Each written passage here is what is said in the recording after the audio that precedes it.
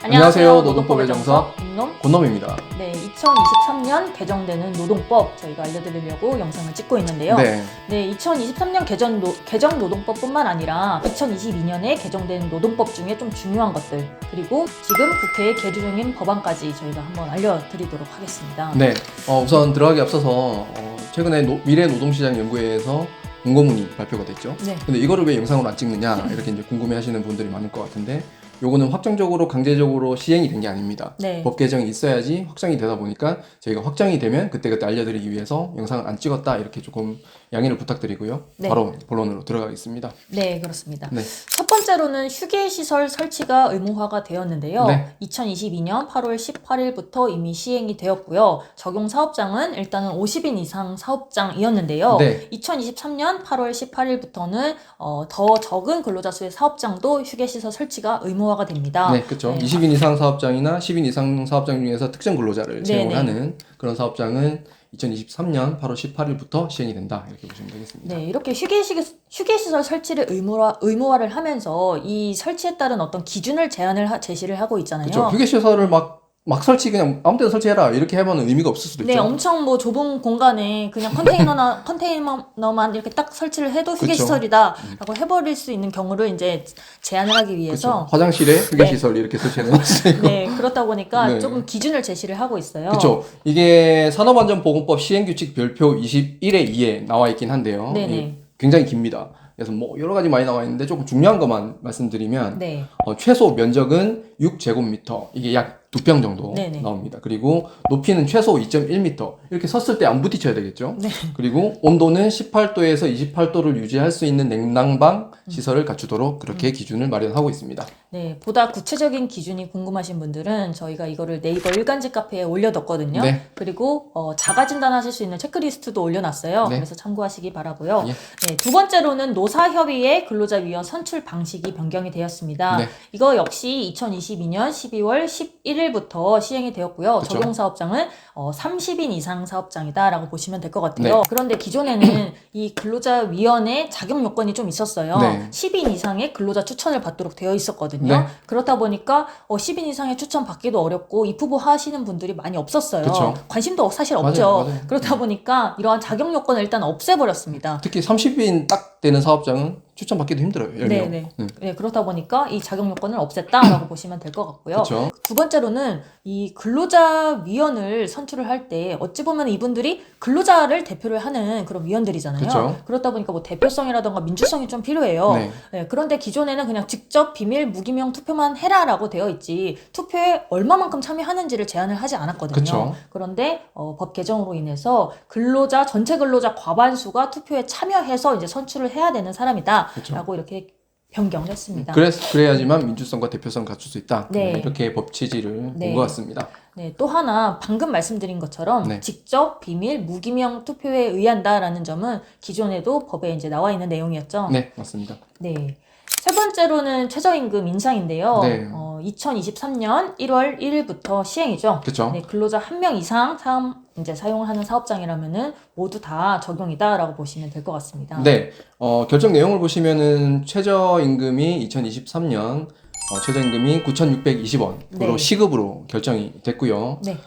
이게 이제 저희가 근로기준법상 주휴수당이라는 게 있다 보니까 일주 15시간 이상 근무하시는 근로자분들은 주휴수당까지 발생을 합니다. 그래서 주휴수당까지 고려한 최저시급을 계산을 해보면은 시급 11,544원이다. 그래서 조금 뭐 주휴수당하고 계산하기 힘들다라고 하면은 내가 일주 15시간 이상 일한다라고 하면 내가 일하는 시간에다가 11,544원을 곱하면은 내가 최저임금이다. 이렇게 간단하게 생각을 하시면 될 것 같고요.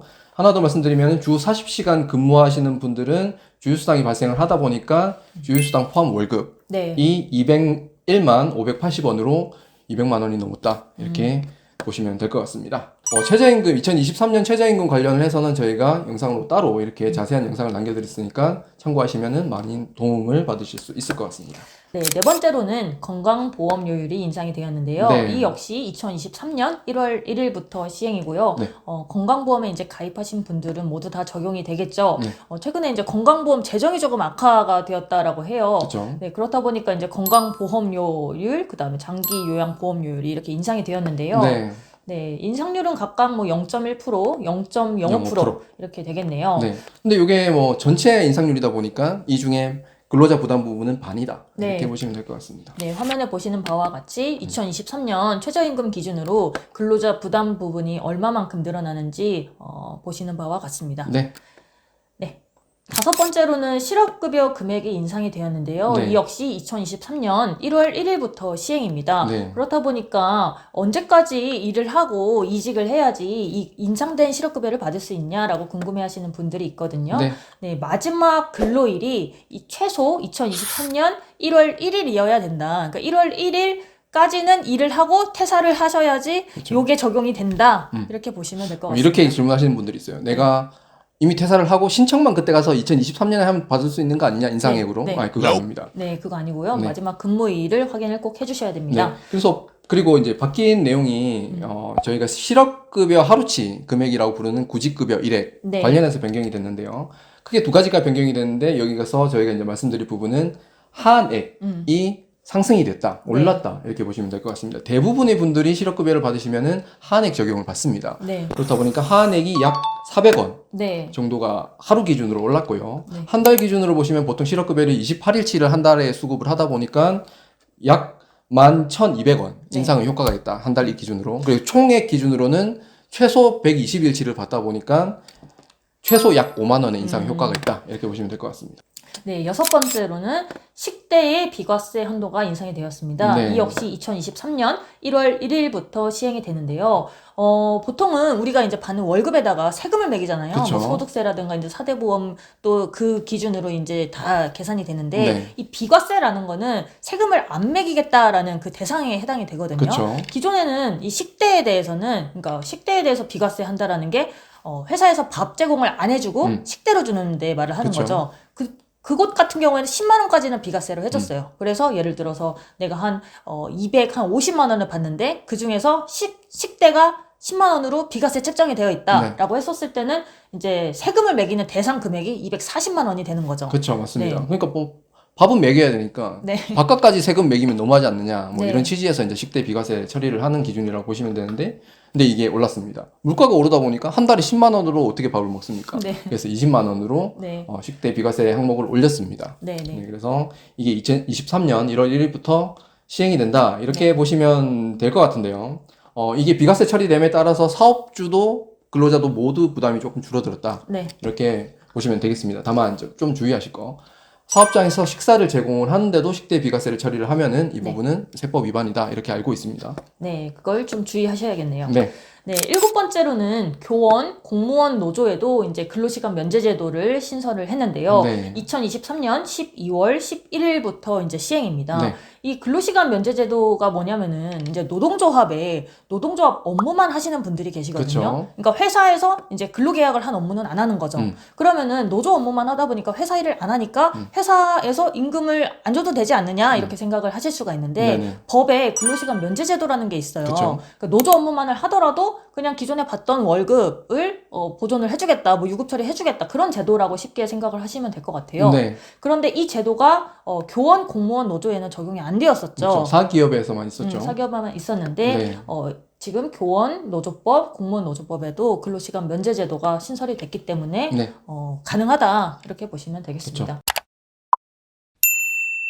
네, 다음으로는 2023년 국회 통과 여부를 조금 지켜봐야 하는 법안들인데요. 중요한 내용들 같습니다. 사실 앞부분은 여러분들이 좀 관심도가 조금 떨어지실 수도 있어요. 최저임금 이런 건 뭐 그런 거는 관심이 있으시겠지만 저희가 보기에는 가장 관심 많으신 게 근로시간과 임금이 아닐까 이렇게 좀 생각이 들거든요. 네. 그런데 그것과 관련한 법안이 다수 지금 계류 중이고 어찌 보면은 뭐 정부에서도 밀고 나가려고 하는 부분도 있고 국회에서도 조금 밀고 나가려고 하는 법안들이 꽤 있다 보니까 노동계에서도 역시 밀어붙이는 법안들이 그렇다 있고요. 보니까 좀 주목할 만한 법안들이 있습니다. 네, 네. 첫 번째로는 연장 근로의 관리 단위가 원래는 주 단위잖아요. 그렇죠. 그러니까 매주 12시간을 각각 넘어서면 안 된다. 뭐 첫 주는 14시간 하고 둘째 주는 10시간 하면 평균에서 12시간 아니냐? 이것도 안 된다는 겁니다. 네, 결국에는 14시간 한 주는 무조건 위반이다. 네, 무조건 위반이기 때문에 기존에는 그렇게 관리가 되었다라는 거죠. 그렇죠. 최근에 이제 미래노동시장 연구회 권고문도 그렇고요. 네. 이 연장근로의 관리 단위를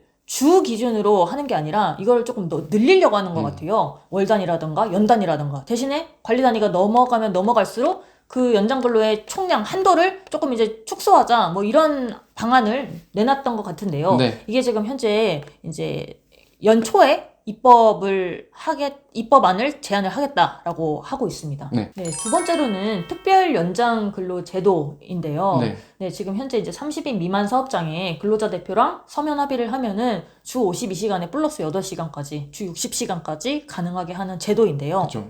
이게, 대부분 30인 미만 사업장은 이 제도를 거의 활용을 다 하고 있다 이렇게 보셔도 무방할 것 같습니다. 네, 이게 지금 근데 올해 말까지잖아요. 네, 맞아요. 근데 올해 말까지 만약에 이게 연장하는 법안이 통과가 되지 않으면 어떻게 되나요? 당장 2023년부터는 주 52시간을 다 지켜야 됩니다. 30인 미만 사업장도. 네, 그렇다 보니까 이 법안의 통과를 굉장히 많이 기다리시는 분들도 계신 것 같고, 노동부도 어찌 보면은 이거를 밀어붙이겠다라고 공식 보도까지 냈는데, 그렇죠. 지금 국회에서 막히고 있습니다. 저희가 이미 영상까지 찍었죠. 네. 보도자료를 공식 발표를 해버려서 저희도 네. 영상을 찍었는데 네. 저희가 그때 말씀드렸죠.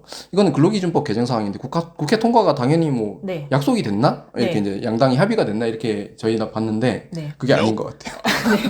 저희는 노동부의 자신 있는 태도를 보고, 그렇죠. 아, 이거는 개정이 될 거다라고 말씀드렸는데, 네, 지금 뭐 이렇게 굉장히 곤란한 상황에 처해 있는 것 같습니다. 네. 공식 보도자료까지 나왔는데 지금 안 될 수도 있을 것 같아요. 네, 그래서 어찌 보면 이것도 지켜봐야 되는 사안이 아닌가 이렇게 생각을 하고 있습니다. 네.